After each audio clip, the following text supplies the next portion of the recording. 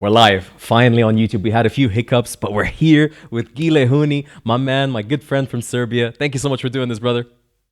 Thank you, Zaid. It's a pleasure for me to be here with you today, man. Habib, man, I bet you, like right now, Gile has show notes and scripts written all over his walls. He's been doing podcasts left and right for the last week. So I'm really happy that you were able to give us the time to talk to you, and I promise you're gonna make this a good one. Yeah, Habib. it's dude. Sorry, I didn't hear the last part you're saying. It's something cut off. No worries. I'm just saying that I'm sure you've probably had enough podcast time and asked a million questions, like aliens picked you up and probed you left and right and then Yeah, dropped you back down. So we're going to make this one a different kind of ride for you. no problem, man. It's always a pleasure to talk about jiu-jitsu, so it's cool. That's what I love about you. And that's the thing. Like, I know that because the amount of work you've put in around jiu-jitsu, I know you're ready to talk about it. Well, it's my life, man. It's my passion, and I love it, man. So always a Absolutely, pleasure. brother. Absolutely. So I wanted to ask you before we get started and everything, like the rest of the world, we're all in lockdown. We're all isolated from the sport that we love. How are you spending your time? What are you doing to stay connected to jiu-jitsu? Well, basically like a couple of things. I'm just spending my time with my family. Nice. I'm, Yeah. I'm here with my wife, and I have a 6-year-old daughter. So lots of quality time. I appreciate that. We're homeschooling our kid for the last month and a half. So Hmm. helping her out with homework every day. So and I've been working on the websites. I have bje.com. So now it's like there's no rest for me. I'm always updating articles and sharing those kind of Right. things. Right. No, I'm sure there's no like time for to do much on a normal day because you've got a job, you've got the gym that you're running, you've got BJJ. So now definitely spending that family time must be a blessing. Yeah, for sure. But when it comes to the websites, I mean, everybody's online at the moment, so it's like the traffic has been even more than usual. Wow, You good know, point. so That's true. yeah, so I'm using that time to really put as much content as possible. So Wow. Okay. So like in terms of finding a positive from a bad situation, I guess this is yeah, sort of reigniting, re-engineering of your BJJ efforts, right? In Eastern Europe. that's right. Yeah, that's right, for sure. And I love what you're doing. There's so many interesting angles about you. And again, like if you guys just check out Gile online and type Gile and put the filter last 1 week, the guy has been on every interview of every region. And I love the enthusiasm you have behind it. So I wanted Right. to really pick into something that I haven't heard on any of these interviews, which is Gile growing up, Gile the person, right? Because Uh, this is something that I really appreciate about you. I met you for the first time in Serbia when I came down, and I definitely we got to share this with people. It was a fun experience for me. But going into your gym, the way you were so welcoming, your attitude, and the environment that you are in, everything put on together made me really impressed by what you've got going on, what you've built, but as well with you. You strike me as a person who, I don't know, just fell into the world of jiu-jitsu like it was meant to be for you. And I wanted to understand what got you to that point. So you have many multicultural backgrounds, you come from different places. Could you walk us through, in general, what led you to jiu-jitsu? okay, well, it's kind of a long story, but Yeah. started off 1995 or 96, I think. Yeah, I was in the Philippines on vacation because my mom is Filipina and my dad is French. So I was on summer vacation in Manila, Okay. and I was watching on the cable on the there was like this there was this show on cable called the UFC. So it's the Ultimate Fighting Championship, and I think it Nice. was UFC 2. Uh-huh. So I was watching this skinny Brazilian guy, Royce Gracie, going against I think it was a karate black belt.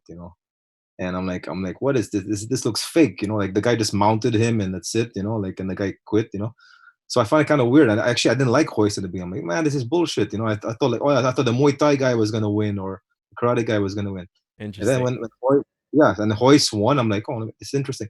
The Gracie family from Brazil. What they have a British last name. It's so strange. So I started like researching it. I was like 16 years old, and back then I was living in London. So when I went back to London after Mm. the summer, I thought I was like, it was like the beginning of the internet. So I started like looking in, where can I find a Gracie Jiu-Jitsu Academy in London? And there was nothing because Roger Gracie only came like in I think Wow. 2000. I think. So Okay. there was nothing. And So how I old were had you? I was 16. I was playing basketball and that kind of stuff. Did you have any martial arts backgrounds? Up to then, no. Actually, I trained a bit of judo when I was a kid in France, like every French person. Cool. But just basic, Okay. And then fast forward a couple of years, I kind of forgot about it, but I was still following all the UFCs. I was like watching like Vitor Nice, man. Belfort, Tank Abbott, all those guys. Right. But I only started training jiu-jitsu formally in 2001. It was when I was a student in Paris, France. And about like 2 streets away from my university, there was an academy with a Brazilian black belt teaching. Right. So I started, and from that day, I never left it. It was like a love at first sight. I get you. I get you. Tell me, Gile, like before getting too deep with the BJJ side, and I want to Mhm. understand your personality as a younger person. Like, were you a shy, timid person? Were you like the cool, hip guy? Like, what is it that made you connect so much with the UFC and this stuff since you didn't have a martial arts background? Um, I just found it like, for me it was real. I'm like, I did watch like a Van Damme movies and like Hmm. Right. Rambo and stuff, but it was like Bruce Lee. But when I saw like guys really fighting for real, Hmm. I said, wow, this is amazing that they actually have like a no holds barred fight, vale tudo fight, and they're showing what's effective in real life. Right. Like, and I gotta learn this stuff. But it's too bad I started in 2001. I could have started like in 99, but I was like, when I arrived in Paris, I was like a student. I went Hmm. to party a bit. So I was like, the first 2 years I'm gonna party, go out, girls, that kind of stuff. And I only started when I was 21. So, but yeah, then I Wow. mean, like when I was younger, I was pretty shy. I used to stutter, and Okay. so it's like, kind of like jujitsu like really like changed my personality a lot. Like I kind of opened up. You know, and I'm a shy person, and maybe people don't see that, but I'm actually very shy, very reserved. Right. And now, I lead an academy with like 200 students. So, I can't be shy. It's impossible. You got to be an alpha male, when you're an instructor. Exactly. Or you'll get eaten alive in Serbia. Especially in Serbia, you have to know how to, like, I wouldn't say dominate, but how to manage Yes. everybody, Yes. manage the egos and guys, because they watch everything you do. Man. So yeah, so like I that's from jujitsu, but it's not just from jujitsu, from my business background also. Sure. Being a manager, like I worked in real estate and all that. So that really like forged me, and changed my personality for sure. Man, it's unbelievable because like there's a lot of people that I've talked to so far in the podcast, and some of them, it's interesting. Some of the more technical guys, the extremely, I would call them BJJ nerds, Yeah. came from shy, introverted beginnings. And I like to consider myself as well a BJJ nerd. That's why I do this whole situation here. And I had a very introverted, shy background as well. But for some Yeah. reason, that combined with jujitsu, A, helps you deal with it, and B, makes you a technical person for some reason, or like a nerd. Yeah, like someone like GSP, for example. Imagine GSP was like a super jock, but he was like a uber nerd when he was growing up in Canada. Yeah, yeah. It's unbelievable, like how that transformed him. And obviously, his coach Firas Zahabi comes from a very Yeah, similar background as well, shy, introverted, and he's like a love that guy. technical master. Unbelievable, yeah. He's Man, a real brain. he is, and I love following him on social media. He's very interesting. It's Like, for me, Firas Zahabi made me mhm. extremely proud of our region, like the Middle East, because Yeah, okay, we do have this enormous behemoth, the UAE Jiu-Jitsu Federation and the Palm Sports, what they're doing, but aside from that, we've been pretty dormant until very recently. The only yeah. name coming out of the Middle East that really shook the MMA community or Jiu-Jitsu community was Firas Zahabi. So he kind of paved that way for all of us, and I like that. Um, Cool. did you cover anything to do with him before? Yeah, for sure. I mean, whenever he has like an interesting video, we always cover it. Nice. And I did an interview with him like maybe like 5 years ago, because he's also French. Right? He's a French Canadian. He speaks So French? yeah, he's from Quebec. Montreal. Yeah. Yeah, he's from Quebec. Nice. His I didn't his know if he first language speaks. his first language is French. Like GSP. Ah, cool, cool. Because he went to Yeah. university with my brother, but my brother Oh, really? never learned Where? French in McGill. Exactly. In Concordia. Concordia. Okay. Yeah, Wow. yeah. Good So university. yeah, man, no, it's interesting. My brother and Firas were that first generation of Arabs that graduated high school and went and studied in Canada. Well, Firas grew up in Canada, but I mean, like they were the Uh, same generation. Is he Persian or Lebanese? No, if I'm not mistaken, he is Palestinian Syrian. If I'm Oh, not really? mistaken, yeah. I Okay. could be wrong. I'll definitely check on this, but from the Middle East, that's for sure. Yeah. So, how's life been recently in terms of like your community, your group, your team? Well, before all this happened, I mean, it's pretty good, you know. Yeah. The jiu-jitsu community in Serbia is very tight knit. You know, we have about maybe 2,000 people who train jiu-jitsu in the whole of Serbia, Right. and compared to other countries in the region, I think there's not so much politics between the academies. Hmm. You know, all the instructors know each other, and we have this like mutual respect. We communicate, and we got guys who cross training between different teams and all that. So everything is pretty much okay. You know, I like that. and yeah. It's good. You know, I, so far. it's interesting. Like, I felt from visiting Serbia and researching for jiu-jitsu gyms, and yours was the first that came up, but I didn't feel like it was such a big community. But then I realized, man, you guys got a bunch of black belts. You have a lot of gyms in Serbia. We got about 30 black belts who are like currently living in Serbia, but there's a lot of them who left like to go abroad, That too. to become instructors. Like we have a lot of guys who now live in the States, Hmm. Australia, like Sweden, Norway, like the usual place where Serbs go to emigrate. I You see. know, I see. it's kind of hard to make a living here for a lot of these guys. So yeah, I'm the only crazy foreigner who came here. So like You went against the stream. yeah, when The stream was going well, out.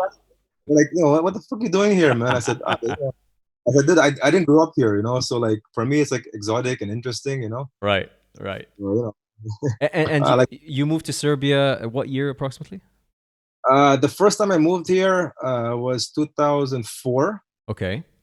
and I left in 2006 for like 3 years, and I came back in 2009, and I haven't left since. So 2004, was it still feeling the impact of all the political Uh, shit that well, happened? not so much. I mean, just to go back a bit before that. Please. The first, the reason why I'm in Serbia anyway. So like, when I was in college in Paris, I was studying in a business school there, like a Franco-American one, Mm-hmm. and my roommate was a Serbian guy, Borko. Mm-hmm. And it's a funny story because like up to then, like like the only thing I heard about Serbia was like, oh yeah, the war and oh, the killers and the bad people and all that. Exactly. Yeah. Like okay, boom, I got a roommate that's Serbian. I'm like, oh shit, man, oh man, what's gonna happen now? Don't turn off the And lights. so we started like talking about like football, soccer, Yes. and like back in those days I used to like soccer. So like and then next thing you know, we were best friends. And he's like, hey, come out tonight with us. We got the Serbian party. I'm like, are you Mhm. sure? Yeah, come over, man. And then next thing you know, I was friends with the whole Serbian community in the college. So I was like under their wing. What's a Serbian party? What do they do there? Pretty crazy. Actually, it was for Serbian New Year because it was like January 13th. Like because they celebrate here 2 weeks late, right? Yeah, yeah. So I was like the only. It was like some party in Paris. It was in Paris, France, and like it was like in some Serbian club. I was like the only foreigner there. Wow. And yeah, so I'm there with my friends, my Serbian friends, and they're like, "What?" The bouncer looking at me like, "Are you lost, man?" I was like, "No, no, no, I'm here with them." So I'm there in the party. They're all like they're all singing to the Serbian music, which I don't understand a word of. Right. It sounds like Arabic music to me. Like, oh, hey, because like the Turkish influence. True, true. And then like when it became midnight, they're all like, yeah, yeah, and they're like, Sreća Nova Godina, like, Happy New Year. Yeah. And some guy I never saw before, he goes and he gives me 3 kisses on cheeks. I'm like, whoa, what's going on here, man? He's like, Extra friendly. Sreća Godina, brat moj. I'm like, I've never saw you before, man. Okay, Happy New Year to you too. I love And it. I don't know, I just like I found them really friendly, like Mhm. much more than French people, for example. Yes. Very welcoming, and yeah, they're like Filipinos a bit, like pretty much. Man. And then he's like, yeah, why don't you come over to Serbia to visit me in the summer? Okay. This was in 2000, so 1 year after the bombings, like when NATO bombed Exactly. Yugoslavia. Yeah. It was kind of weird. Like I had to apply for I'm a French citizen, so I had to Mhm. apply for a visa. I had to go to Mhm. the embassy of Yugoslavia. Mhm. And then I can only get a 1 month visa. They're like, yo, why are you going there? I'm like, I don't know. My friend invited me. Right. And they still had they were like under like embargo, from the UN and stuff. So they didn't have everything. So I went there by bus. Imagine, took a Whoa. bus. You really wanted to Hardcore. go. I really wanted to go. So I went, like, I had 24-hour bus ride. I was like the only foreign guy in the whole bus. Like all these like Serbian immigrants Right. who live in France. They were coming back, and then they're like, everybody asking like, why are you here? Why you come to Serbia? You're a spy. Then I'm not a spy, man. Exactly. I'm like, dude, I'm 20 years old. I just want to party, you know. So like, Every I guess everybody starts complimenting the president, and everybody starts complimenting the government next to but you. they were nice. They were like feeding me, like giving me, here, eat this ham. I made it myself, you know. Oh, that's so cool, man. Must have been surreal. Like you're going against the stream again. You're going to Serbia when everybody's leaving it. Yeah, but dude, you know, honestly, like I grew up like partly in the Philippines. So when I arrived there, I'm like, man, this is like the Philippines, man. Like it was like everything was broken. Like, you know, there were potholes in the street dogs, Wow. gypsies running around. Like, oh my god, I feel at home here, man. It's like The this only is like person. yeah. I'm like this is like the Philippines in Europe, man. This is pretty I cool. You love know? it. I love it. And then so my friend Borko picks me up at the the bus station, and you know, we takes me out that night, first night. So we go out and like we go to the best club in Belgrade, you know. On And I'm like, on the Sava? yeah, on the river, like a Oh. splav. It's like, you know, for those who don't know, it's like some river boat, you know. And we go there, and then his best friend at the time was like the bodyguard of Slobodan Milosevic. So Whoa. yeah, like one of the top bodyguards. So like he's like a police officer. He got like 2 guns, you know. And so we're there together with him at the table, you know. Nice. And then sitting with us was some football player. I don't know if you know Savo Milosevic. He played for Aston Villa and Real Madrid. Wow. So he was there. Yeah, we were like hanging out. Like, hey man, yeah. And it was cool, man. I was like, oh, holy shit, I like this place, man. You know? Exactly. That must have been something. Yeah, it was awesome. So we were there for I was there for a month, man. And like when I came back to France, I was like already a second year of college. Me and Borko became even closer, and like I started like learning Serbian. I had like a Serbian girlfriend already in Paris, and I became like I became like a Filipino Serb pretty much, you know, like you know. I love it. They changed my way of dressing. I started wearing like Hugo Boss, Armani, you know. Did you get that like side pouch satchel? Yeah. You got I it. even had a gold chain, you know. Oh like, shit. Yeah, they're changing my attire, man, you know. And but back then I didn't train jiu-jitsu yet. This was my 2 years of partying I told you about. Yeah. And your girlfriend, did you meet her in Serbia or in France? Yeah, she was like student at the university. But they had a program like the third year. They had like a Serbian exchange students, you know. Very nice. You know, like a new batch every year, you know. So yeah, the next year I went back on vacation. I stayed 3 months, man. And we were going all over. We went to Montenegro. We went to like all over the place. It was a wild. Yeah. So yeah, so I came back. I'm like, man, enough of partying. So I'm gonna start jiu-jitsu now, you know. Nice. Now is the right time, you know. So I started jiu-jitsu, and man, it was like love at first sight, you know. I came to the class, all these tough guys, you know, like blue belts, couple of purple belts, you know. All these guys who started the same time as me, they're all black belts now, and they're all instructors. In which country are we talking? Paris. In Paris. I was living in Paris. I was a student. Okay. So I started jiu-jitsu. Like my instructor was called Orlangivo Junior. He was like from Alliance, and it was awesome, man. I mean, French? He's Brazilian. Brazilian. Okay.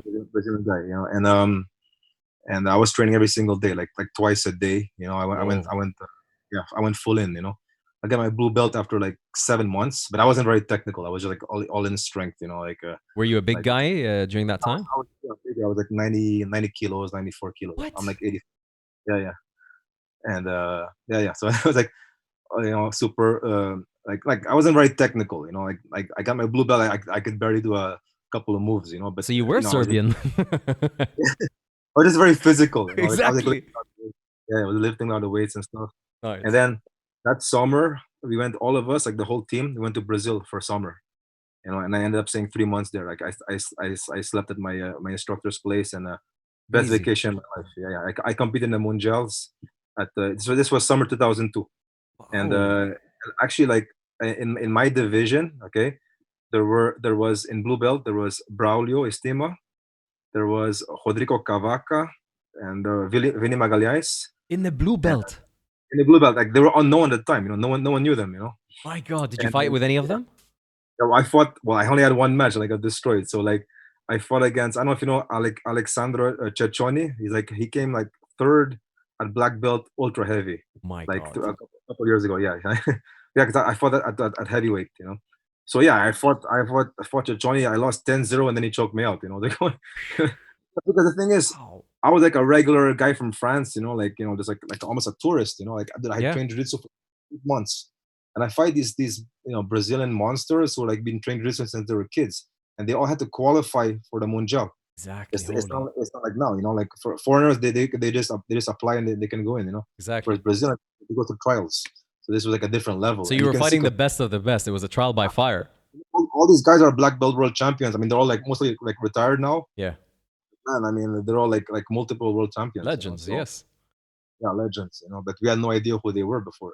When did you feel like jiu-jitsu got solidified in your life? Was it in France or was it after this Brazil trip? Honestly, man, like when I started training, like within the first 2 weeks, I knew that this would be something that would be a big part of my life, and I would do for the rest of my life. Wow.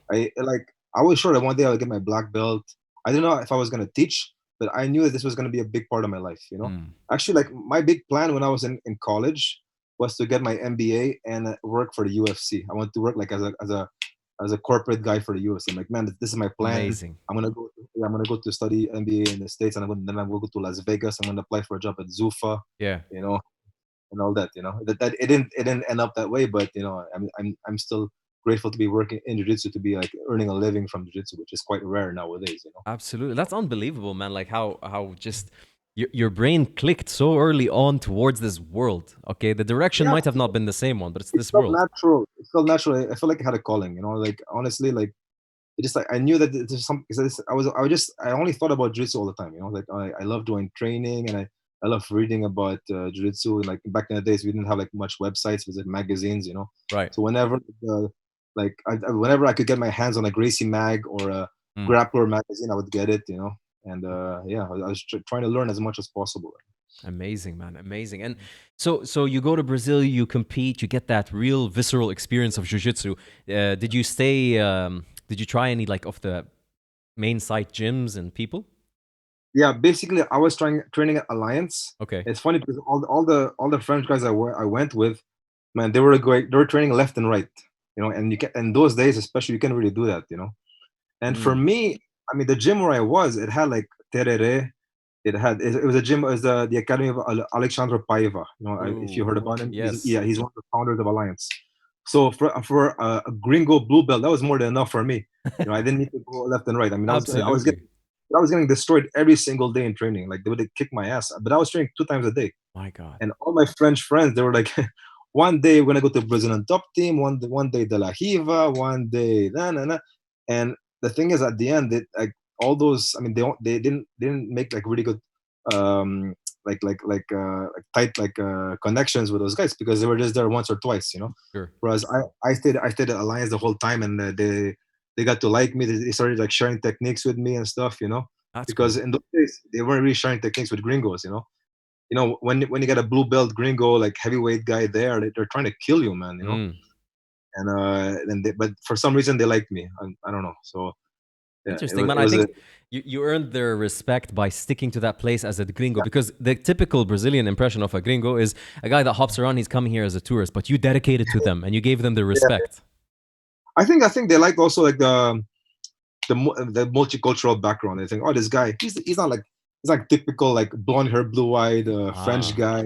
I see. He's maybe closer to our culture. He's got like a little bit of Asian, a bit of European in him and stuff. They kind of like me. So I I don't know. get you. I get you.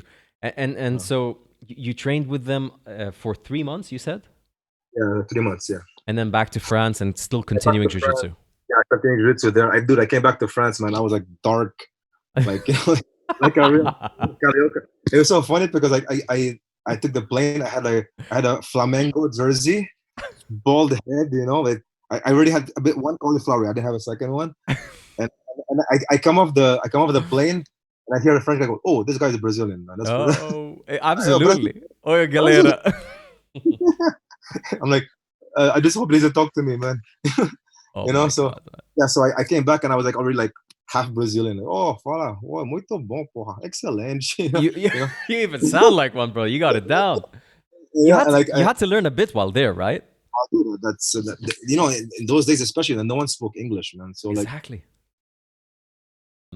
So we so were we're we were getting into the whole culture at Gile part where you got your yeah, injection of culture at every phase and then you go back to Paris.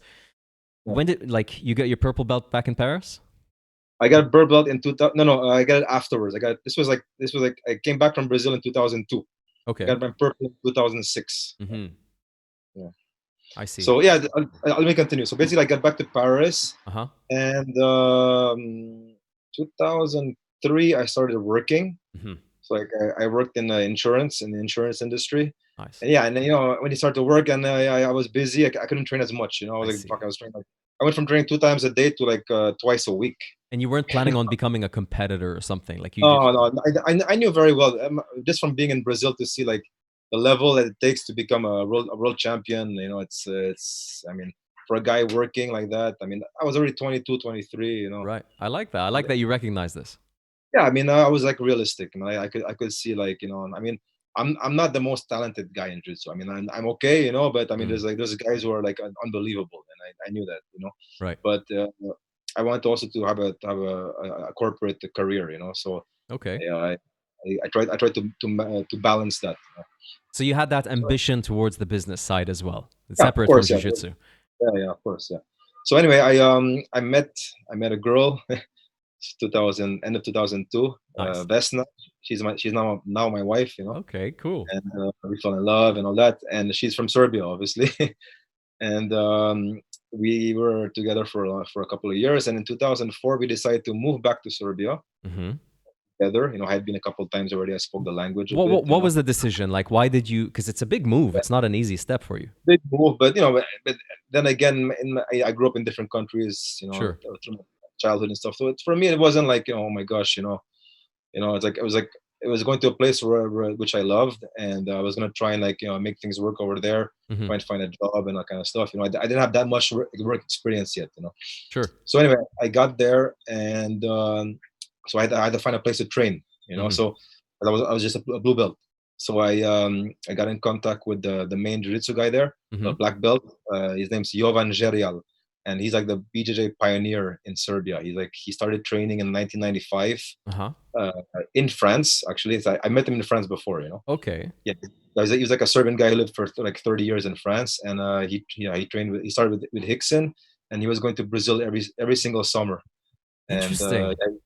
yeah, so he got his black belt in like 2002 or something like that. Okay. And then in 2000 he came back to Yugoslavia to kickstart jiu-jitsu in the region. So was France like the satellite area for jiu-jitsu for the Balkans?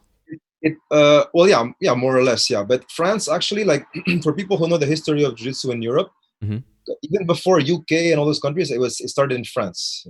Actually, wait, it started, the first guy who trained jiu-jitsu in the whole of Europe was Remco Pardowel. He fought Royce Gracie in UFC 3 or something, or UFC 2. He was a Okay. Dutch guy. Yeah, he was a Dutch guy. He was like a judo and a traditional jiu-jitsu champion. He fought Royce, and Okay. he lost to Royce by a choke. And he's like the first guy who started training, and he actually competed in the Mundials in '96 as a black belt, even though he wasn't a black belt in jiu-jitsu. They put him against Ricardo Wow. Liborio. Imagine if he fought the Whoa. world champion. Yeah, he fought the world champion, and it was like they were like bringing in some fresh gringo meat pretty much for Liborio to destroy. And how did he do against Liborio? He lost, man. He lost by Okay. submission, like 5 minutes. But still, I mean, That's 5 minutes he. is a good survival rate against Yeah, Liborio. I actually interviewed him, so like he told me the whole story. But Unbelievable. yeah, apart from him, the first Europeans who trained jiu-jitsu like in Europe is back in French. '95, the French guys. That's why Okay. France is the country with the most black belts in Europe. I think around 600 or 700. Wow. And, yeah. I Followed. had no idea about this. Not about France, not about the background of Serbia. I thought you were one of the first few actually black belts there. Yeah, and like after France, I think it's UK, because UK, like, it kind of started later. Mm-hmm. Like, it started with Roger? no, yeah, with Hodger's dad. Oh yeah. Hodger's dad.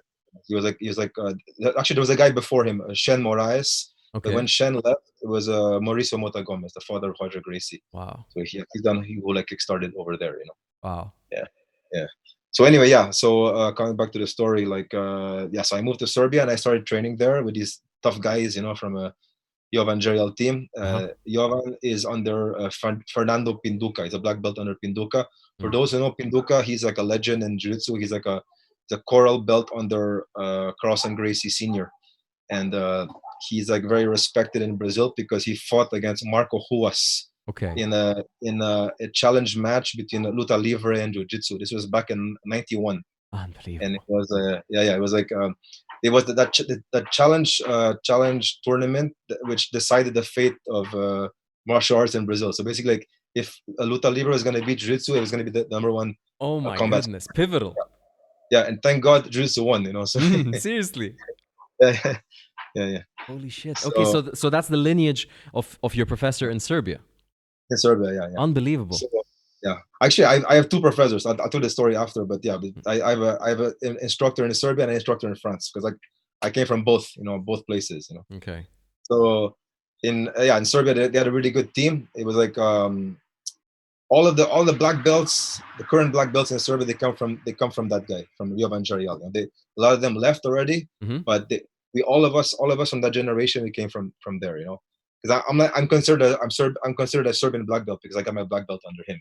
I got you. So Yeah. All of us, all these guys, we started training together. So it was a great team. And tell me something, Gile. Was their background judo, or did they come from nothing?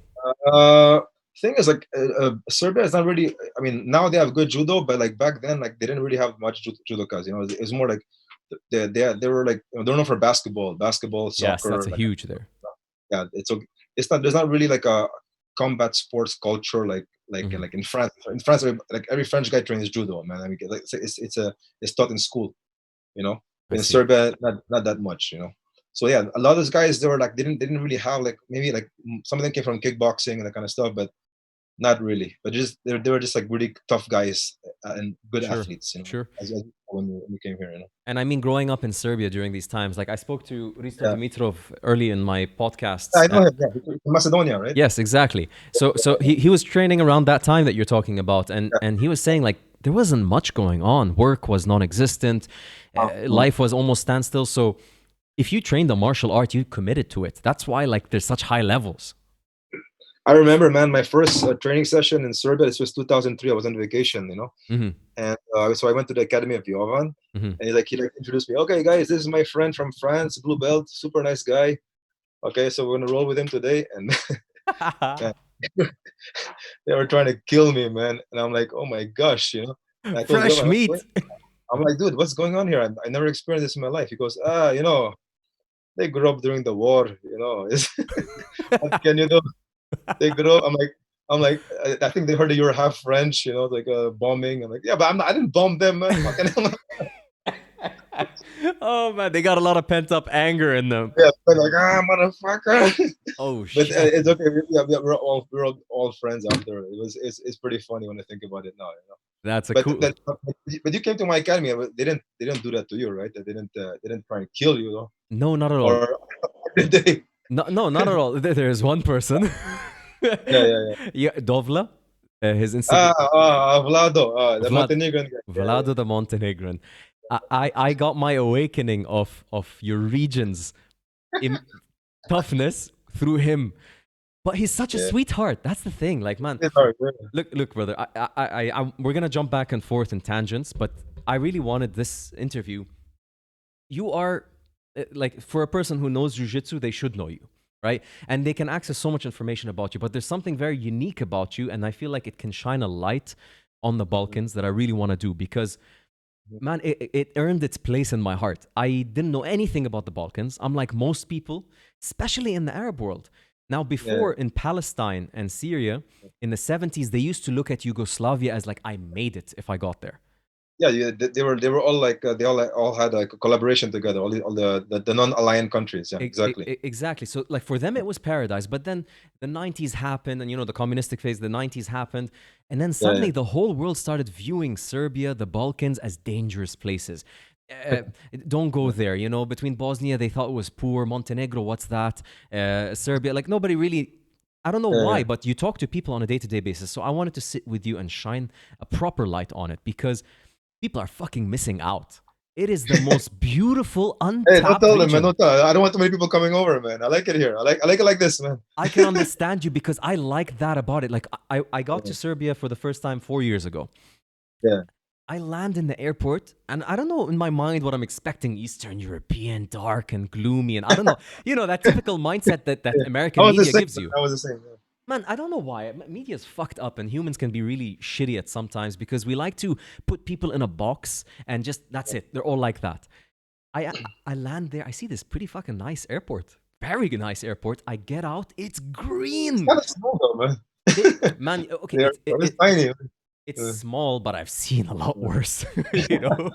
Eh, But dude, the sliding door opens and you just get hit with the greenery and the sky color. It's beautiful. It's stunning, that country. Oh yeah, I guess so. I live here for so long, so I don't know. I know what you're talking about, man. And I tell you, for me, like this is something. Growing up in the Gulf. The Gulf is a Yeah. very dry region. It's a desert Yeah. region, Okay. right? Okay. Yeah. So we Yeah. don't It's have not much. green. No, it's not green. Yeah. The greenest thing we have is a palm tree.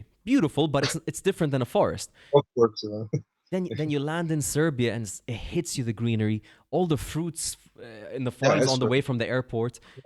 Then you get to the city, man, stunning.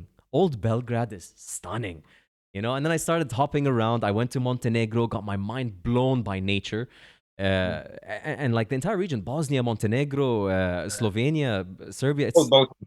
bananas, man. So Yeah. when you got there as well. Did you have a stereotype in your mind, or like because of your interactions Yeah. with your friend I Borko? I had a yeah I had a I had a stereotype. I thought, man, it's gonna be all like bleak and like gray. People don't Amazing. smile, Yeah. It was the opposite, man. Okay, it was a bit gray also, and like the buildings were all like run down and stuff. True. But for me, the people were super nice. Yeah. Like I never experienced so much warmth and being so welcome somewhere. I think I came at a time when this was like in 2000, so it's like 1 year after the bombings. Mm. So they're like, oh, foreigner, okay, we gotta make an extra effort to show him we're not savages. True. True. Like yeah, they were like really super nice to me. And that's why I felt so at home. I'm like, man, I would like to live here one day. Because I, like when you live in France, like, oh, no one gives a fuck about you, man. I mean, like, you live in Paris, yeah. it's like living in New York. Like, yeah, oh yeah, where are you from? France, Philippines? Yeah, okay, cool. Too big, too vast to give a shit. Yeah, Yeah. nothing interesting. Whereas here, I'm like Superman. Like, oh, what's so interesting? Oh, Yeah. so cool. Yeah. Oh, thank you for being here. Like it's like that's why I like it here. Like I feel really Beautiful. special. I live in this neighborhood. I know everybody. Like I walk down the street. I say hi to the baker, and I say hi to the people in the store. Hey, Gile, how are you, man? Yeah. In France, like no one gives a shit, man. I know. That's the thing. Like you lived in France, and you must have said that at one point there. I say this all the time. I wish I could go back to simpler times, and I Yeah. seek out countries that are simpler. No, Here's I love something. I love technology. I love all of this beautiful stuff. But Yeah. by simple, I mean that connection with people, that bond Yeah. between people. And Serbia has that in That's that. dozens. Yeah, man. No, Serbia, Bosnia, the whole like region, and I think also like other countries in the Balkans, like Yes. even Romania, Bulgaria. I haven't lived in like Poland and all that but I don't know if it's the same. I think Mm, the more developed it gets, the richer it gets, like the more they kind of lose that, that kind of warmth.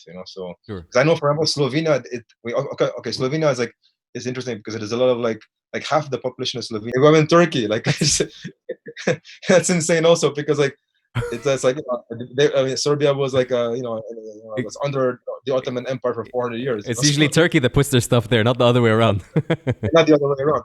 But like basically what happened is like one of my students, Ahmed, he's like a Serbian Muslim guy, Okay. and he was living in Turkey for a long time, and Mm, before he trained with me, he was living in Turkey. So that's where he started training. yes. And I was competing in Russia at the Russia National Pro, Mm-hmm. and I faced Ahmed's old instructors, a Turkish black belt Mm-hmm. called Kan Fazla, and I fought them, and I was able to beat them. And then I don't know what happened, but I think I gained his respect or something. Nice. Like that old school respect thing. I like So it. we became friends and all that, and he invited me over for a seminar like a couple years after that. Mm-hmm. And then this was like last year. So when I was there, he told me like that he he had the kind of cut contacts with his Turkish instructor, like because of like some politics issues, control, and all that kind Sure. of stuff, and Sure. that he liked me and that he wanted to be under me. So I'm like, oh, okay. And I said, listen, man, like for me, jiu-jitsu is it's not a business for me. So like, I don't like to work with contracts, you know. Mm-hmm. It's more like it's like a friendship, you know. I'll come visit you guys, and you guys can come to my academy in Serbia, and I'll give you all the support you Very need. cool. You know, but you do what you want. You keep the name of your academy if you want. He's like, no, I want it to be called Kimura BJJ Turkey. I'm like, okay, cool, man. If you Wow, want like what a that, that's guy. awesome. Yeah, it's awesome, you know. Nice. Yeah, so that's what happens. So now we have 2 academies, 2 affiliates abroad. We have one more academy in Zemun. It's like one part of that's in the suburbs of Serbia. That looks Belgrade. very nice, man.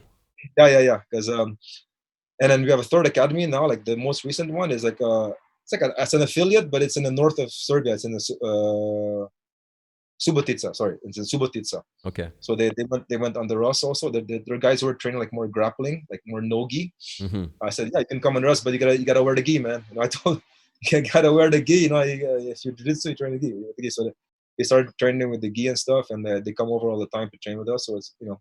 I like your philosophy behind the gi situation. Like, why are you so adamant about the gi when the US is pretty much abandoned it? Yeah, I mean, to be honest, like for me, like jiu-jitsu is with the gi. You know, if you train like no gi, that's like, I mean, it's like submission grappling or submission wrestling. You know, it's not.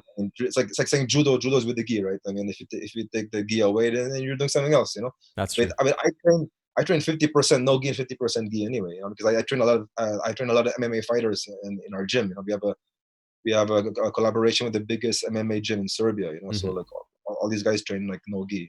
That's Ahile, right? Yeah, Ahile, yeah.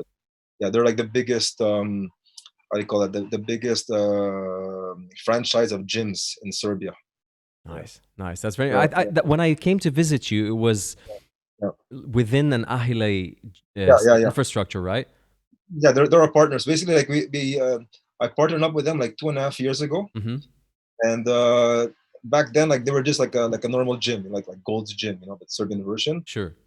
And then one of the coaches there, he said, okay, I have an idea. We're gonna open together a big center, a fight academy, and it's gonna be like state of the art, and we're gonna get all the best fighters in Serbia. Nice. So we have all the best guys, like all the in the local scene. We have one guy who fights in KSW. You know, that's that Polish organization. He fights also in Belarus. Vaso Bakocevic. He's like a mega star in Serbia. Like, you know, you can't go anywhere with him in the street, and people jump on him. You know. Whoa. Yeah. So yeah, it's good for my students to have all those guys over. You know, so you're part of the start of jiu-jitsu, and now you're part of the start of MMA, the proper MMA scene in Serbia as well. Actually, it's like the MMA scene is booming in Serbia. Like it's gotten really big. It's like we have like 2 big organizations here, like the local like Serbian UFC ones. You know, like it's called Megdan. Yeah, and it's run by Aleksa Balašević. He's the son of the one of the most famous singers in Serbia, Đorđe Balašević. I don't know if you heard about him. No. So yeah, he runs that one, and like they have like maybe like 4 events a year, and they do pretty good, you know. And they showcase all of our fighters. Yeah.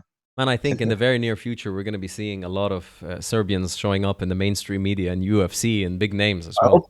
I hope so. You know, like we got some good guys, especially the younger ones. I think that the younger generation are going to be like really. 100%. We got some young guys in the gym. You know, now they're like 16, 17, 18, and they know how to do everything. They know how to wrestle. They have good jiu-jitsu, good striking. You know, I saw a bunch of killers, man, when I came by your gym. Super good, man. You know, so like it's tough for me, man. I'm 40, you know, like I gotta roll with these guys every single night, man. Yeah. You know?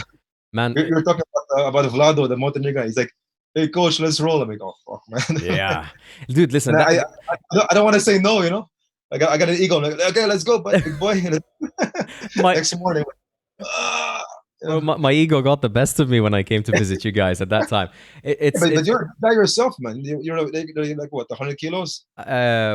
Well, sitting around 95. When I visited you, I was 90 actually. I wasn't 100.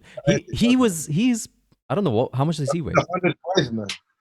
105. He's got a big head too. Like a big head. He does have a big head, but he felt like 120. Shredded 120. Man, listen, this is the thing. Okay, so let's share how it went. Hold on. I gotta tell a story about when you came. This is actually pretty funny. So so when you came, right, we had this guy in our academy, like we call him Atsa, like Alexander. Okay. I gave him the nickname Atsa Monster. I gave him the name of Monster. You know that Russian wrestler Karelin. Yes, of course. Okay, so he looks like him, you know, and he's a guy. He's like a big monster, like 45 years old, like super big, you know, like 100 kilos, and nobody likes to roll with him in the academy. There's a couple of reasons: because he's too rough, and second thing is that he kind of smells bad, you know. So he doesn't wash, you know. So Yeah. anyway, like, so when you came, so I'm like, okay, guys, we had a visitor. Here's Zaid from UAE. Be nice with him, you know.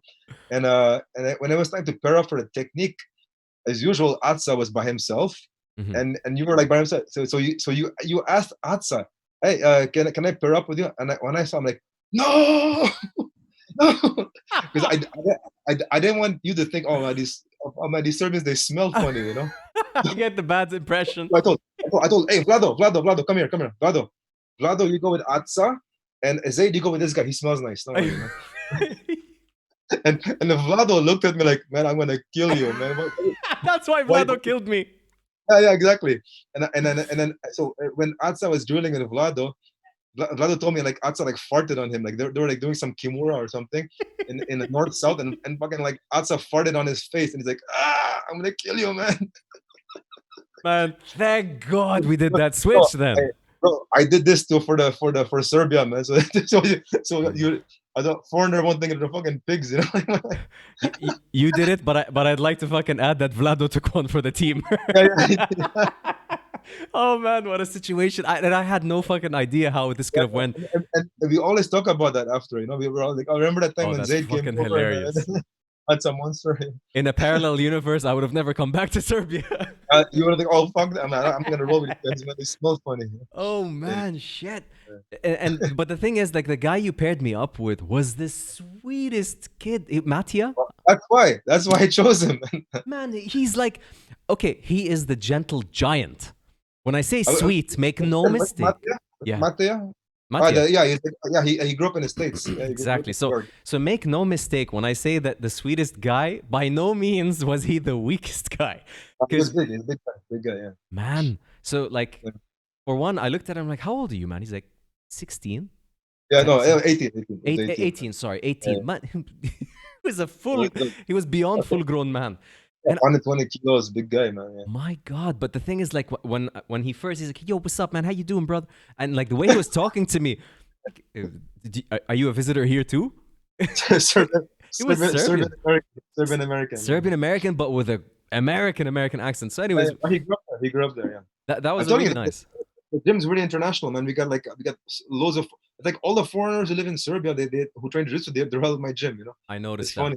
I noticed that. But listen, there's something that also happened without you after the gym. So I trained with you guys. It was an amazing training.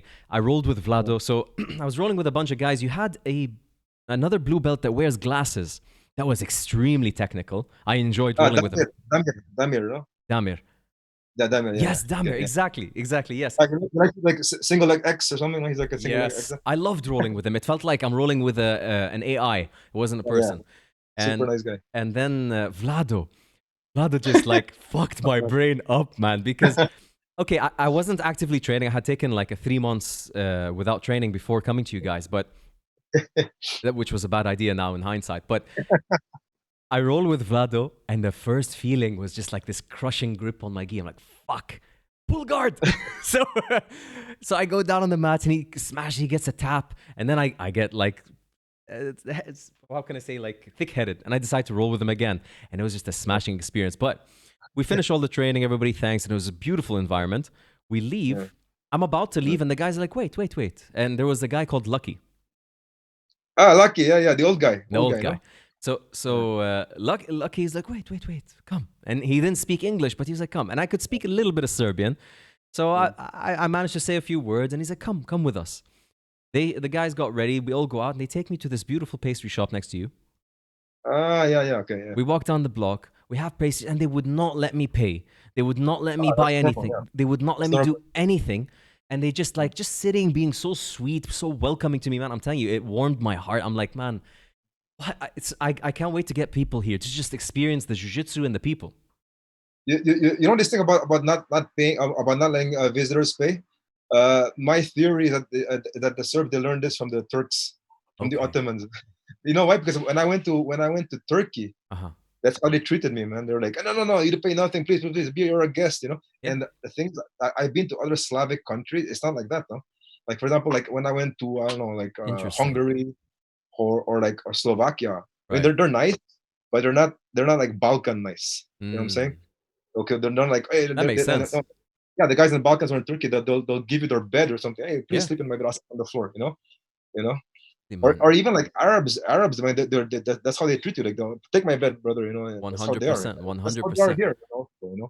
Yeah, That's something that really made me feel comfortable in Serbia because I didn't feel like, okay, the language is different, but the people I kind of feel the same. yeah, And yeah, yeah. Sure. there's a layer as well that I want to add to the Serbian culture and people for everybody listening. Yeah, Serbia went through such a difficult history between the yeah. communism and what happened in the 90s.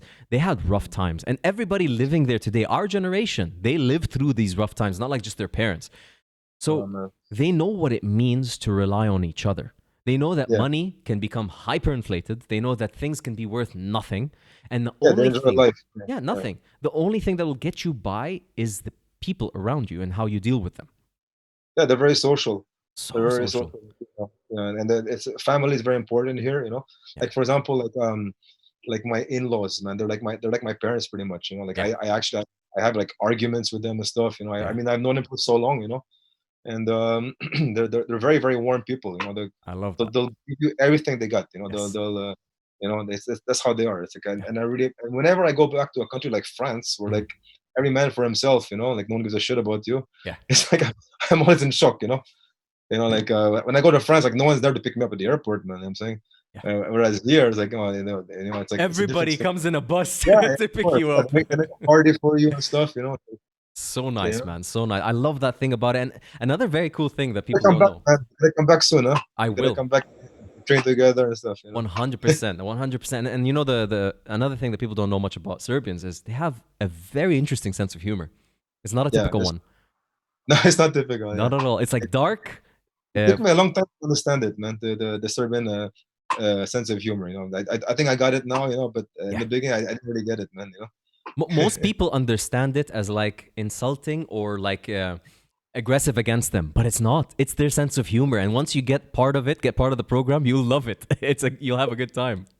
It's true. But to be honest, like they're also very sensitive. Mm. So like not just anybody can make a fun of someone else. Like Oh, yeah. you're very, very close to them and stuff. Like Yeah. it is Eastern Europe. I mean, you know what Yes. I'm saying? So Yeah. because they're very sensitive here. They're sensitive because they went through a rough time where like Yeah, they exactly. needed to trust you to let loose because they Yeah, couldn't let loose around anybody or they might end up killed. Like it was yeah, that true. difficult. Yeah, yeah. I think speaking the language as a foreigner is also a big thing. Man, it's a game changer because Mm. I know a lot of foreigners here who train jiu-jitsu and who don't train, and it's the ones who make the effort of learning the language. Yeah. They get really accepted. It's all about acceptance here. Like because like even myself when I meet a foreigner here who just arrived, like if he's just here for a year or two, I'm like whatever, man. Like you're interesting, but okay. But when I meet a guy who's like who moves here, who loves the culture and stuff, like it's like okay, man, you're cool. Yeah. Like we got this guy like he's from Chile. Ezekiel, and he's like he moved here because he loves Serbia. He's like a Wow. purple belt, the Rust and stuff. Yeah, he's really really cool. And we love him at the academy. And we have another guy, Masa, he's a Japanese guy, black belt. Did you meet him when you were there, No, but Masafumi? I saw your post on Kimura Yeah, yeah. BJJ. He's interesting, man. He's like he comes to Serbia every year for the last 5 years. He's a black belt from Japan, Hmm. and he stays 6 months. He's like a global nomad, Wow. and he trains all over he trains in Bali, like Brazil. It always comes back to Kimura in Serbia for the last 5 years, and like we've like already Interesting guy. accepted him. He's like one of us now. We call him a Serbian Japanese, I love but he it. doesn't talk, man. He's like he's Japanese. Like he doesn't, it's hard to get information out of him. Like Okay. he's just like this quiet guy. Like we call him the lonely samurai. So But he he just loves surfing. shows up, he trains and disappears. Yeah, I'm here, guys. Let's go. I love it.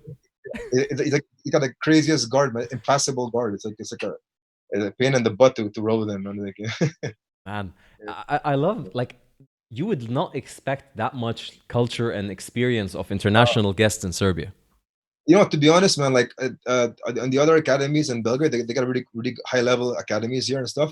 But Kimura is like for sure by far the most international place. Yeah. You Yeah. know, like you got all the countries. You got Brazilians. You got a lot of Serbs from abroad. Like Sure. Mate, all this kind of guys. So like I mean, I teach in Serbian unless you have a guest. And like when you were there, I'll teach in English. You know, actually, my students they prefer when I teach in English because it's clearer. You know, whenever I'm teaching in Serbian, it's like I speak Serbian, like fuck, I got a headache, man. You know, like, Seriously?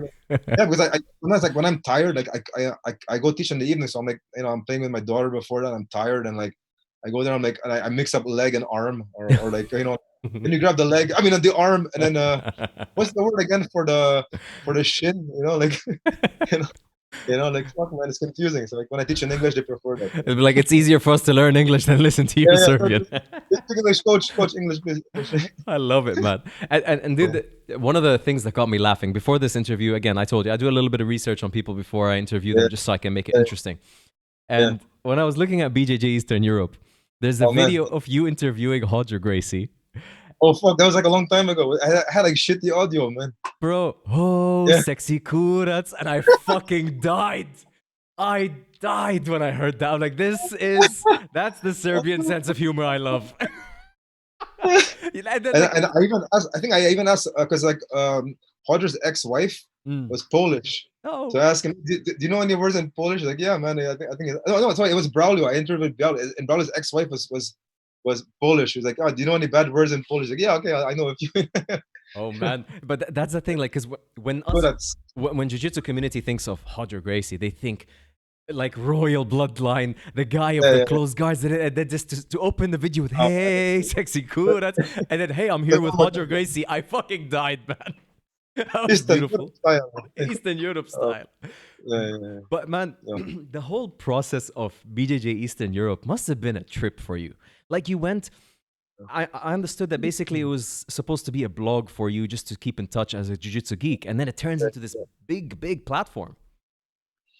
Yeah, it's pretty. I don't know what happened, but it's pretty crazy story, man. Like, yeah, I started in 2012, Okay.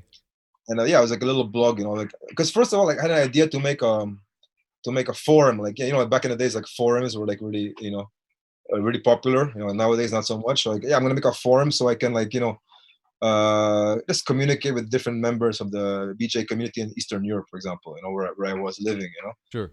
and then I made a blog, and then so I said, okay, I'm gonna interview all the pioneers of jiu-jitsu in each country of Eastern Europe. So Poland, Nice. you know, Czech Republic, Serbia, Croatia, all that kind of stuff, you know. And was it on And WordPress? Did you have a coding it was background? like no, it wasn't in WordPress first. It was like that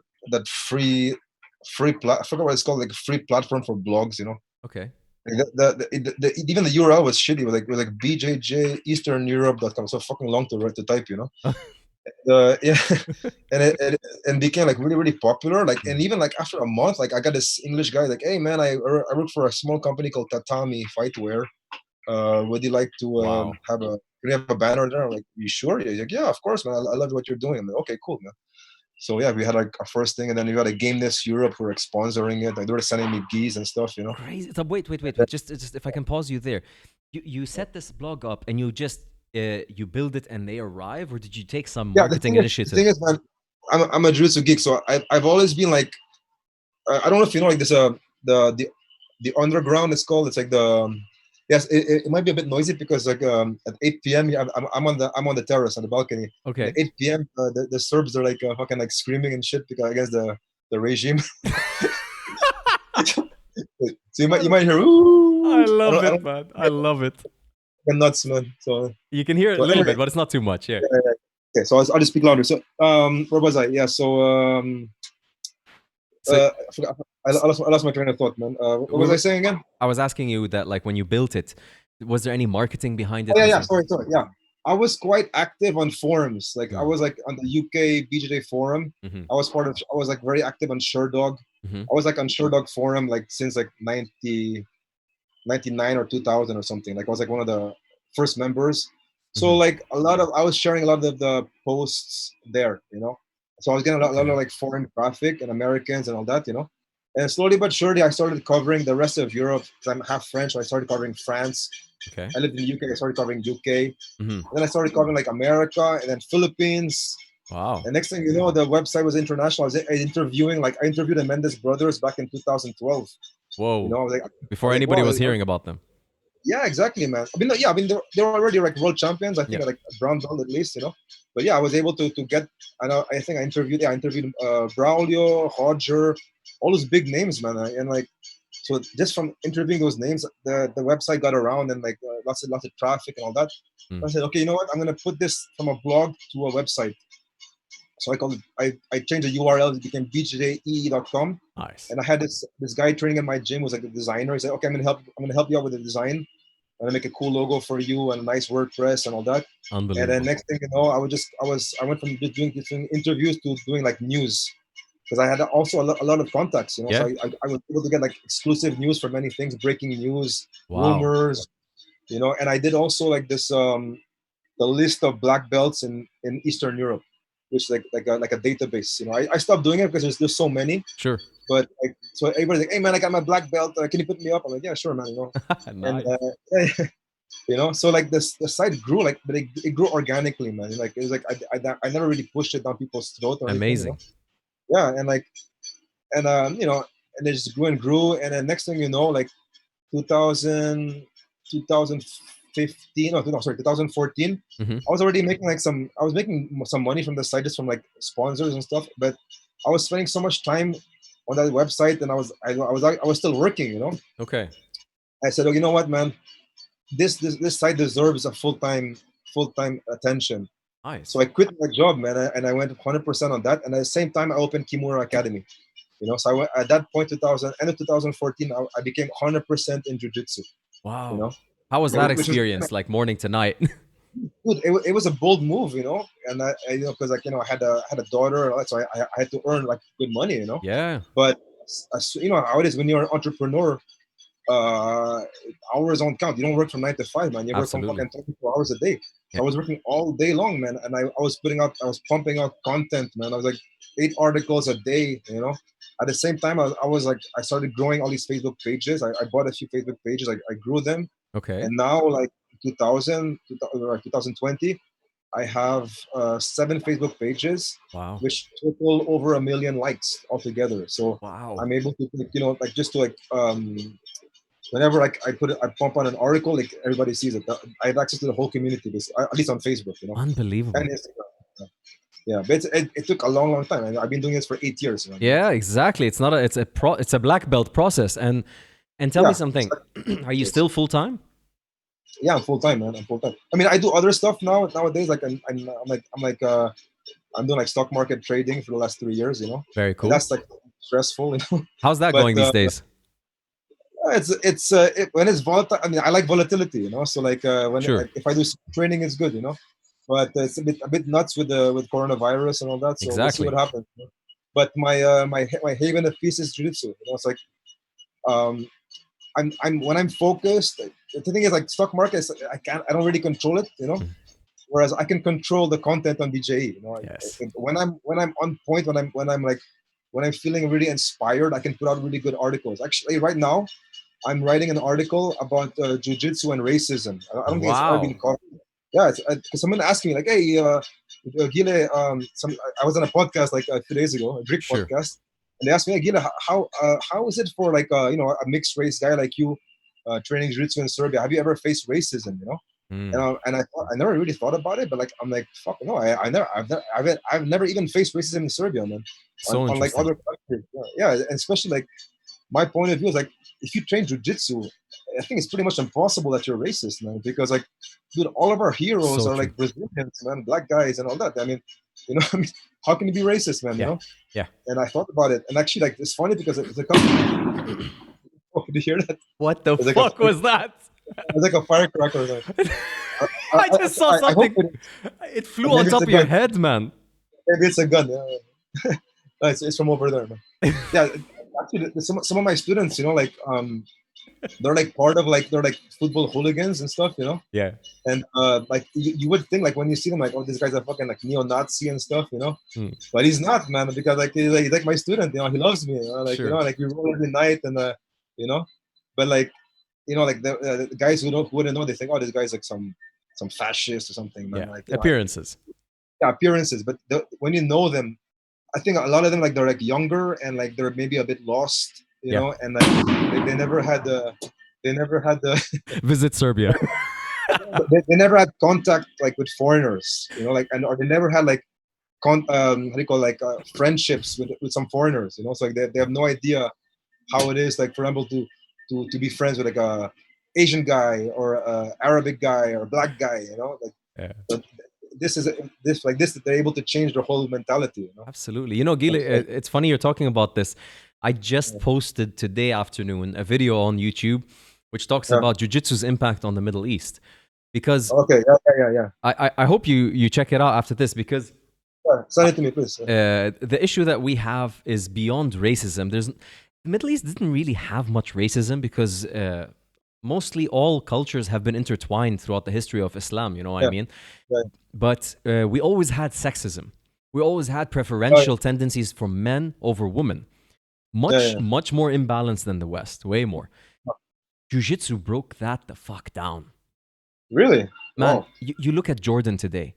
You've got gangster black belt women that are tearing up stereotypes in Jordan. Jordan is a very reserved, conservative. Those two sisters, right? Is it those two sisters, Rana and Lama Kubaj, yeah. I heard about it, yeah. So these are two examples, but there are others, all right? Like Yara and like many other women right now. And there's people like, there are women right now that are on purple brown belt that they're going to be the future of female jiu-jitsu in the region. Isn't like the daughter of the Sheikh of Dubai, right? Yes. Dubai, right? She trains, absolutely. Yeah?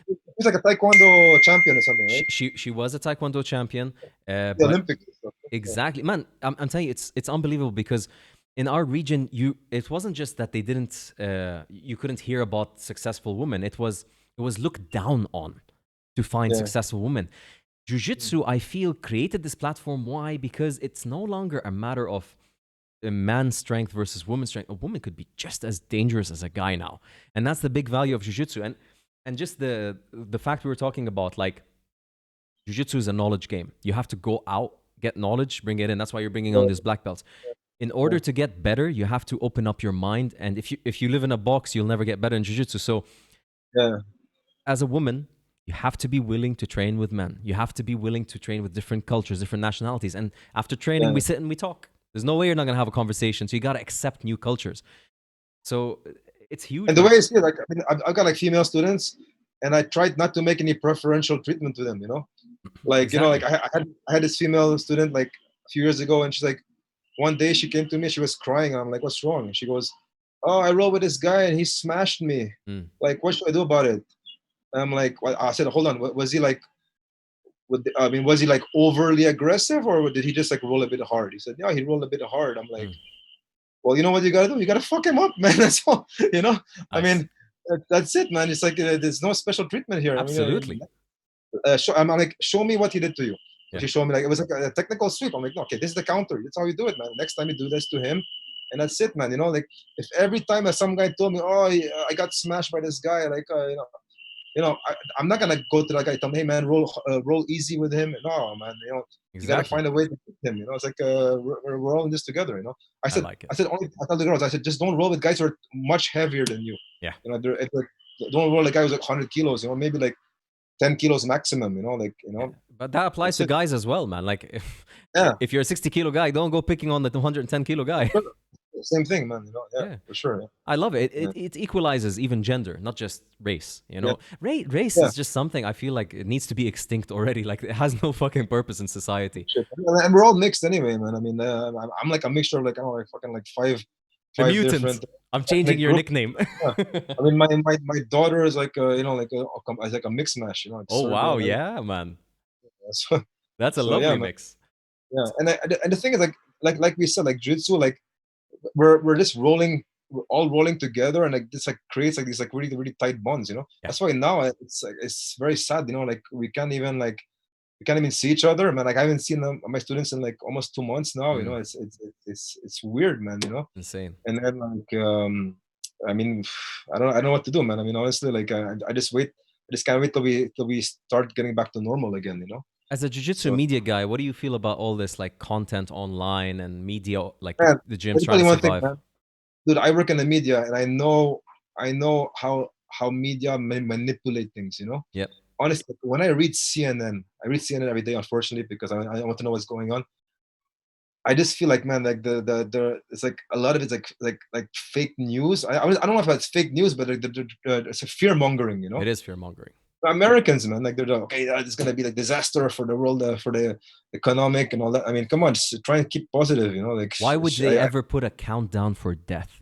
That's driving me crazy, bro. Why is there a number on my phone every day? How many people got infected? How many people died? Why do I need? Well, why? They're battering you with this. Like, imagine it was like some other thing, like the flu or something. Oh, today, 5 more guys died from the flu. You'd be scared shitless from With the a flu, ticker. man. Yeah. You could be next, you know, like, Yeah, shit, exactly. man. I mean, I've got to a point now where like I don't give a shit anymore. I just go out. I just take my zinc, take my vitamin C, man. If I go out to this, I get you. you know, you know. So, But yeah. when it comes to like you see the jiu-jitsu community is hurting. The Man, practitioners, they miss we're training. hurting really. Yeah, I mean, like, I'm in a position where like, I mean, fucking my revenue like doesn't Yeah. depend on the gym. It's like 5% or something, you know. Yeah. So like I don't really care, you know. But I mean, but some guys, man, that's all they got, and that's horrible, man. Like, I mean, like, I know, like for example, Keenan, you know, Mm, like a few like 6 months ago, he opened his academy. It's a huge investment. He put his life absolutely. savings in that, Absolutely. and who knows when it's gonna come back to normal? Because the States is like, you know, it's really really bad, you know. Right. So who knows? I heard that Gary Tonon is having a very hard time now. Mm. You know, even though he's like a superstar in jiu-jitsu, imagine even that guy will have to pay. You know, he has to pay you know, the rent every month. You know, so And man, Gary Tonin got stuck in a lot of drama because he kept open and he's posted this post against Keenan Cornelius. I don't know if you saw that little. I saw, yeah, I followed that. And now he posted this. I'm now accepting apologies. It's like something happened to change. It's still the virus is still there and the country's still in trouble. I think, a country like America is like capitalistic. It's like dog eat dog. You know, so like they don't give a shit. You know, like if, you know, if you can't pay the rent, they're like, get the fuck out of here. You know, Yeah, like you yeah. know. You know, I tell you something that I found interesting is this virus didn't just expose a problem in the medical systems that we have in the preparations of countries to deal with pandemics. It exposed something interesting. The countries that we had perceptions that were forced on us, just like in Serbia, we thought it was bleak and gray and whatever. Like we have this Yeah, perception. We had this perception of certain countries that they were behind, that they were like they preferred themselves over the people, right? yeah, And then that yeah. flipped on its head, man. The countries that we thought preferred themselves in dictatorship kind of style over the people, they protected their people first. And then the country that's supposed to be for the people is opening the fuck up and worried about the money.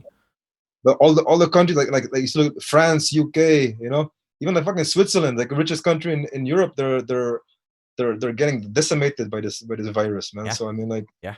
and like you know, Eye we'll opening. see what happens. Yeah, it's eye opening, man. Uh, So, what do you think is the future for fitness centers, for gyms, for jiu-jitsu? Do you think we're going to come out of this with much less and available centers or? honestly, I mean, I'm not an expert in Yeah. terms of like virus and all that, but I hopefully I think like the best case scenario like this, like in 2 months time, this slows down and like everybody will get more immune, because honestly I think a lot of people actually got it, you know, they Mhm. just didn't get tested. Honestly, like I was sick like a dog for 2 weeks in March, Mhm. and I was coughing every 10 seconds, you know, and my wife's like, dude, you got coronavirus, go to the hospital. So I went to the hospital. I'm like, hi, Asian guy, you know, got coronavirus. Like, what, hold on, what did you say? Shut down. He's like, hold on. Did he go to Asia like a few weeks ago? No, I'm not. I went to Germany, and then Mm. I'm like, doc, can you check out my lungs? I think I got pneumonia. I was like, so he looked at my lungs, like, no, man, there's nothing wrong. Get the fuck out of here already, man. He even checked my hand. He's like, oh, you're fine. Don't worry. Just take some tea and get lost. You know, like, I love you it. know. I love Yeah, it. but who knows? Maybe I had like a light version of it. You know, you never There, know. You know? there was a German article that just came out today and it was very, very trippy. So they were basically saying that it's confirmed that the people that show no symptoms, that are asymptomatic, are not contagious. And another layer was added. The scientist himself was saying that he is now more convinced that this was a manufactured virus because of the fact that it has the ability to show traces in people without infecting them. And that spikes the numbers. You could go and get tested and test positive for corona, but have no symptoms and not be Yeah, contagious. It's just yeah, you yeah. got a trace from somebody and you can give the trace to the next person and they won't get sick, right? So I don't Yeah. know. At the end of the day, man, I feel like we're on the other side of the curtain and we can't see behind it. And No. it's beyond us. We just can do what's within our You can't hands. control it, man. And but to be honest, who knows what to believe? The Yeah. media is so, like, you know, Yeah. you know.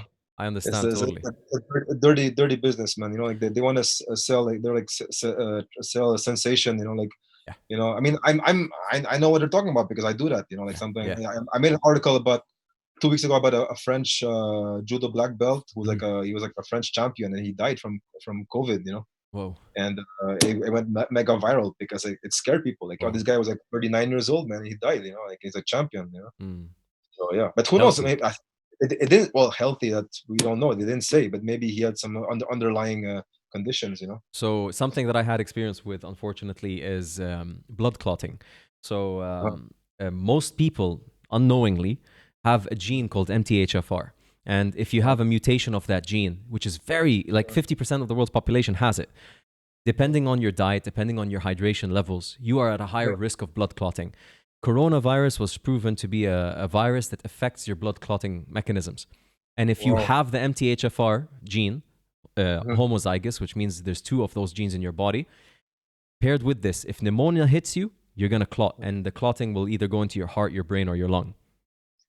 Wow. So I was unfortunate to get an experience of that in the lung a year ago, exactly a year ago today. And I got a stroke in my right lung.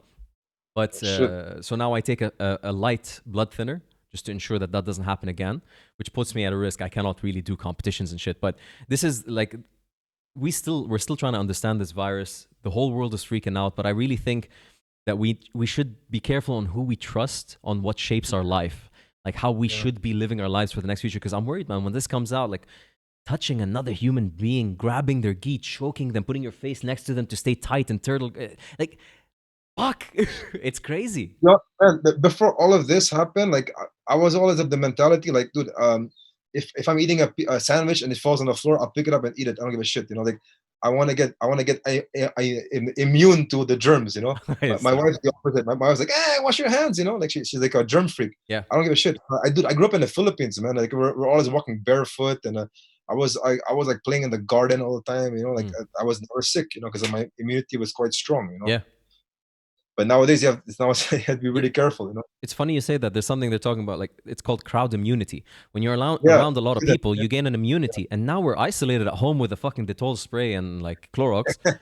Yeah. When we get out of this pandemic, I hope we don't get sick from like something that we never used to get sick from. Yeah. Actually, I got friends who live in Sweden, and the gyms are open there. It's one of the rare places in the world where jiu-jitsu. Yeah, they're training jiu-jitsu, man. Wow. Yeah, Wow. normally. And well, they have my friend's a cop there, so they have 3,000 deaths for I don't know what the population of Sweden is, maybe like 10 million or something. That's a lot. But yeah, it's a lot. Yeah, I mean, it's like but it's not more than like Denmark, which is like the same, right? And they're like they're complete lockdown, you know. So something who knows? interesting for you as well. The UAE national jiu-jitsu team now, what they did, I don't know if you heard, but they isolated all of the athletes in a hotel. They tested them. They tested negative, and now living within the confines of their facility, they're training and living with their coaches. They can't leave. They can't go out. They'll be committed there for, I think, I don't know, exactly 2 months maybe. Wow. Because the president of the UAE Jiu-Jitsu Federation and Palm Sports, he announced that Jiu-Jitsu will not be back till November in the UAE. Shit, really? Wow. Yeah. And you were saying that you're hoping to open up again by June, right? Yeah, I mean, I was talking to my students and stuff, but like I think like, what do you guys think? Like, when is the best? When would you be feel comfortable to train? You know? Yeah. Because like I'm thinking the government will say end of May, you know, but we'll see. But anyway, go ahead. What were you saying? Until November, huh? Yeah, no, that's it. Like for me, it's heartbreaking. I'm gonna fucking like crawl in a corner and cry myself because from now to November, no jiu-jitsu. I'm like rolling with dummies and chairs. I mean, if you're thinking about long term, I mean, what does it matter? If you're gonna train jiu-jitsu for the rest of your life, what's 3 months, man? I mean, 4 months. That's you know? For me. I've been through I've been through these phases. I've been through these gaps that I haven't trained, but some people haven't, and they're having a much harder time. Do you have serious injuries? Yeah. Okay, then now's the time to work on the strength and conditioning to strengthen that. I got fucked up knees, man. So I'm using that time to my goal is to make my legs as strong as possible. Yeah. I've been working out with kettlebells every single day. I'm doing like 300 reps of swings every day, and like lots of squats. So I want to get back, you know, with like nice leg strength. super leg strength, because I keep getting injured all the time, You know, Gile, I just last Thursday did a podcast with a guy called John Haddad. He's a biomechanics specialist. Oh yeah, I was following that. Yeah. Man, his feedback on what we should be doing in jiu-jitsu is super interesting. So I was telling him like how we train, and he knows a bit. He's like, we basically elongate the shit out of our posterior chain. So our back, our Yeah, glutes, our hamstrings, yeah, yeah, and our anterior chain gets shortened. So the reason we're getting a lot of back-related injuries and a lot of yeah, issues, especially even with our knees, is because yeah. the muscles on the back are totally elongated. So when you Wow. stand up, when you're put in a position where you're trying to pass guard, everything is shortened on that side, on the front. Yeah. So basically, what he's recommending is doing myofascial release with a foam roller, with a percussion gun on the Yeah, hips, on the pelvis, on the front quads, yeah, to release that tension. You should check it out. It's really interesting. yeah. I've been I will for adopting this sure. now. Yeah, I mean, especially like when you're a bit old. Are you over 40 already, or No, I'm 34. I'm almost 34? 34. Yeah, Sorry, man. yeah. I'm 40. Yeah, so like, man, I mean, that's when I gotta start thinking about really like, The long term. you know, yeah, long term, man. So like, just like 3 or 4 times a week. Yeah. The thing is, like, when you train every day, like you're so tired. So like, I was doing like CrossFit, and then fuck, I mean, I just take an extra nap in the afternoon, and I was doing CrossFit in the morning. Like, fuck this, man. These Yeah, guys are like, that's all they do, man. I gotta roll with Vlado in the evening, man. So like, that's so true. yeah. So I'm doing. how do you see yourself balancing this? Like that's an issue a lot of instructors face, which is eventually they can't keep up with the like aggression of their students. Yeah, I mean, I'm 40, so I still Yeah, got a you're few still years there. left. Yeah, I'm still there. But I mean, I do feel like my level is like slowly diminishing. I'm not kidding. As you get older, man, it's like Mm, I didn't think it was going to be like this, but as you get older, like the younger guys, they seem to have like more energy, and like for me, I think the hardest part is the recovery. okay. That's like when you wake up in the morning, like like everything hurts.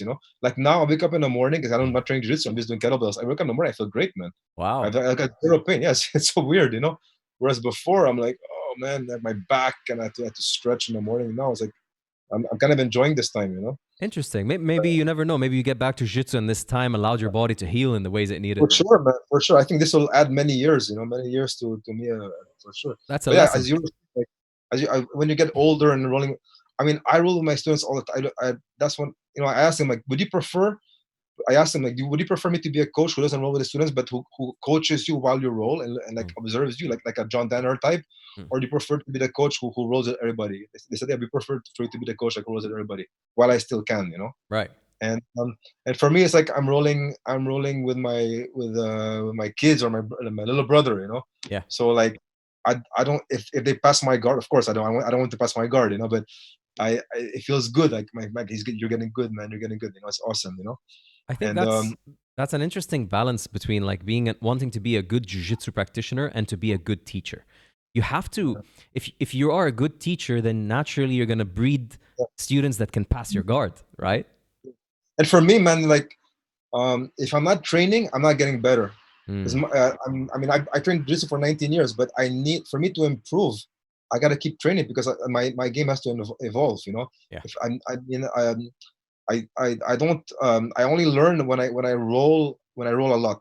Mm, Like, okay, I see this grip is really interesting. How about this grip? I'm gonna teach it to the guys like in one more time or something. yeah. So I need to work on stuff also, so I can evolve my game.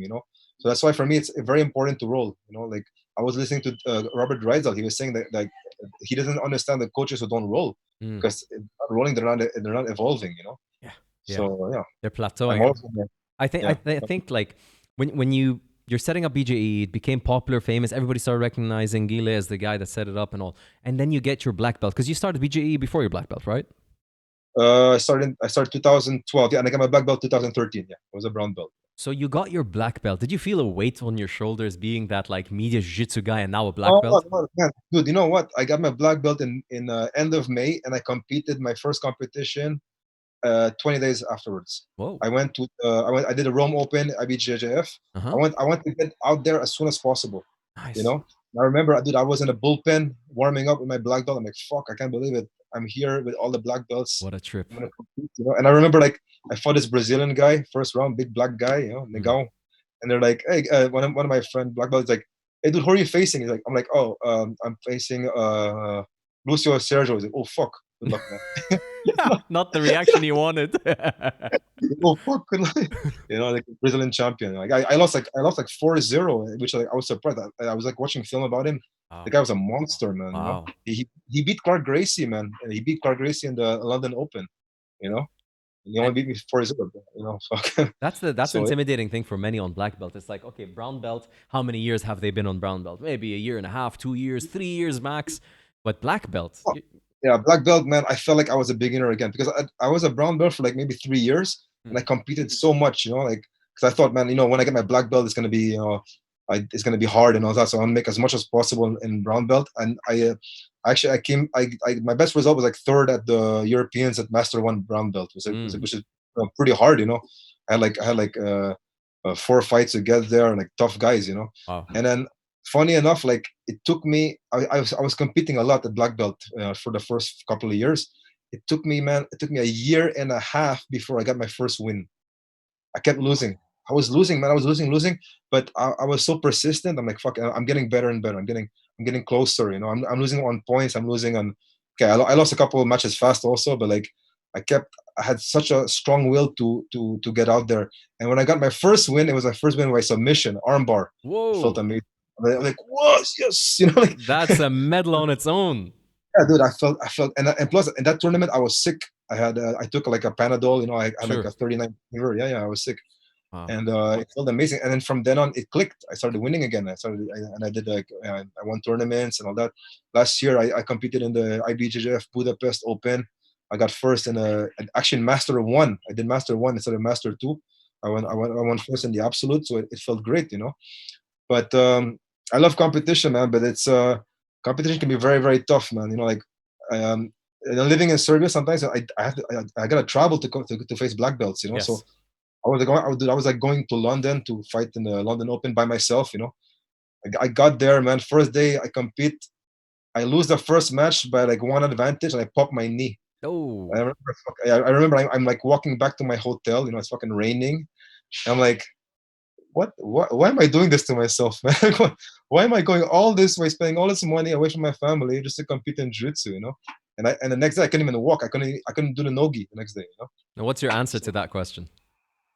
Man, it's experience. For me, it's an investment. It's like it's getting out there and testing yourself. It's like win or lose. Like I have so much love for this that I want to do it. So like, there's no question. Sometimes I get back. I'm okay. I'm gonna take a couple of months of break, and then I see new competition coming. Okay, sign me in, man. I'm in there.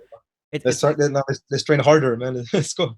Love it, man. It's funny. It's like a human nature thing where we secretly, deep down, some people less secretly, we desire to know where we stand in society, where we stand in terms of our skills and our abilities, and we enjoy testing them. That's why, like, the whole concept of competition came to birth in human history. Exactly. Is to see where does this guy stand in the scheme of macho. You know what I mean? Yeah. My wife, like, whenever I told her, I've got a competition next month, she goes, again. It's like, Guillaume, you're old as fuck, man. Why are you still competing? Like, thanks for the support, honey. I'm going there with that moral support. Man, but I think it makes you better for it, man. And it impresses me because, like, I start off saying you're pragmatic and then you start saying shit like this because you're not so fucking pragmatic anymore, bro. Yeah, I just love it. I love jiu-jitsu, man. I know you do. And that's what I love about you, Gile. You're really like a humble, down-to-earth guy that welcomes, and you're very influential, man. Like, the impact that you're doing, you're changing lives. Like, I know you've got a different approach in terms of how you see your gym as a business or not as a business, but it doesn't change the fact that you're impacting so many lives with what you do. I try to, man. I really care about these guys. My students. They mean a lot to me, man. And we have a good communication. I'm not a tyrant. I'm not like, hey, man, do fight, like do this, do that. It's more like they respect me, but like I don't try and like be the boss there, You're a big brother. Big brother. That's the way I see it, or uncle. They call me Chica Gile. It means Uncle Gile. So nice. And it's true, man. Like, it's like just from that one visit in your gym, I felt like you had that environment set up. I talked to many gym owners recently, and they were talking about culture and everything. And you've got a nice culture, considering that you have to keep in mind Serbian culture. It's different, the mentality and the mindset. And you've done very well in it. I wanted to ask you, as a gym owner, as a person within BJJ, you pretty much lived with the growth of BJJ online through BJJ Yeah, EE. Do you yeah. feel that we're headed down the path of commercial jiu-jitsu where it's watered down? Or do you think we're still holding true to our roots?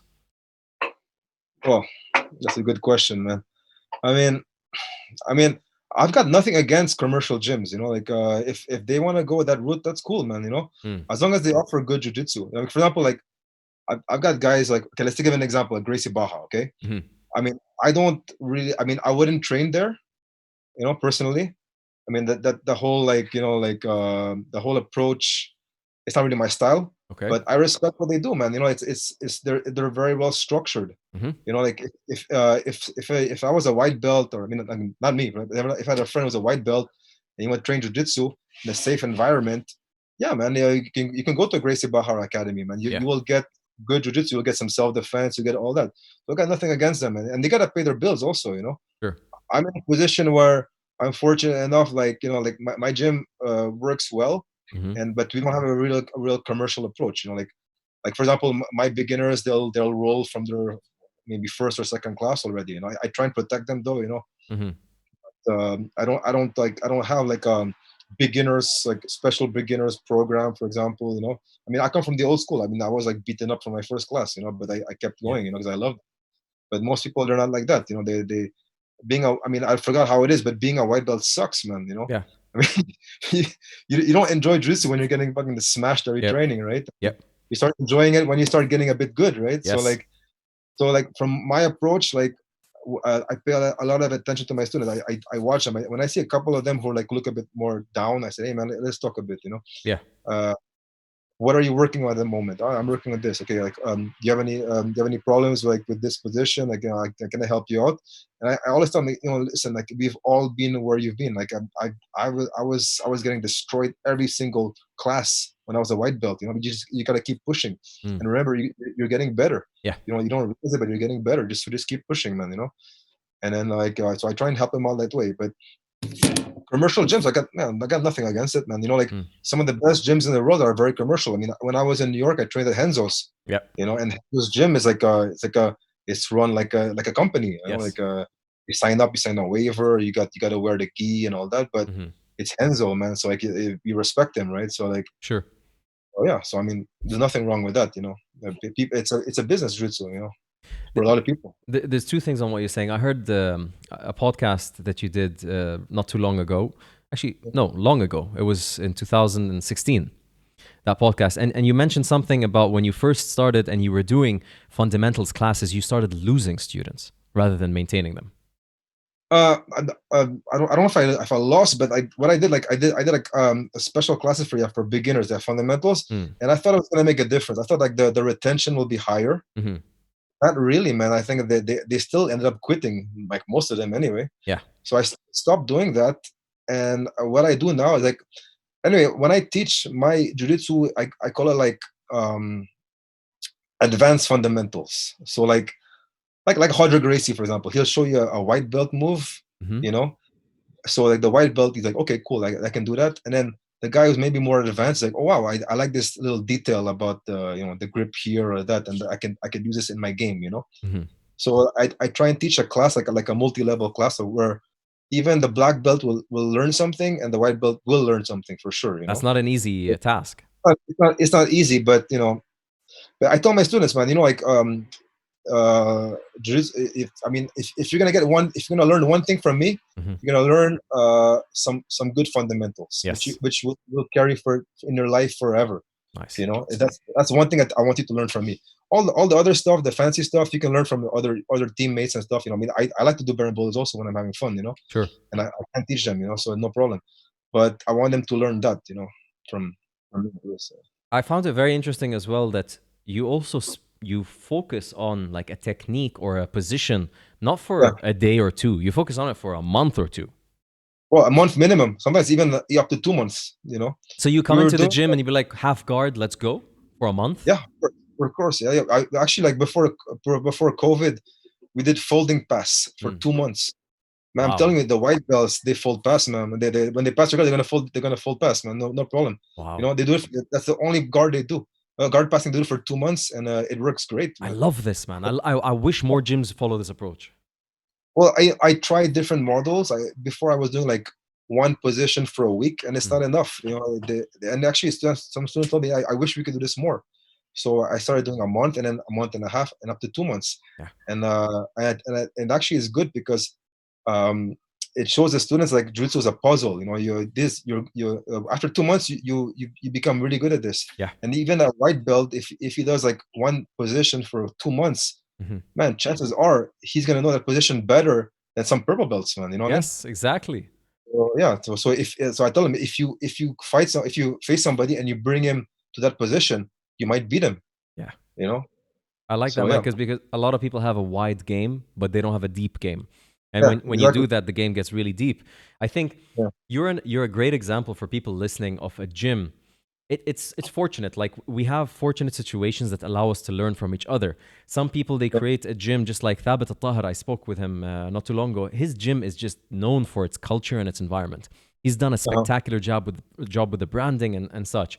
The UAE Jiu-Jitsu Federation is an experiment of kids starting early and what happens with that. You're an experiment of a guy in a modern environment of Jiu-Jitsu that's not so focused on the commercial side, worried that he'll lose students because he's doing this or that. You really want to teach them the like hardcore Jiu-Jitsu, you know? Yeah. And your students just so happen to be in an environment where they're hardcore people. So Yeah. It's true. Yeah. it's a beautiful experiment to see the result. And man, like, I vouch for it. Your guys, when I came to train with you, they know their shit.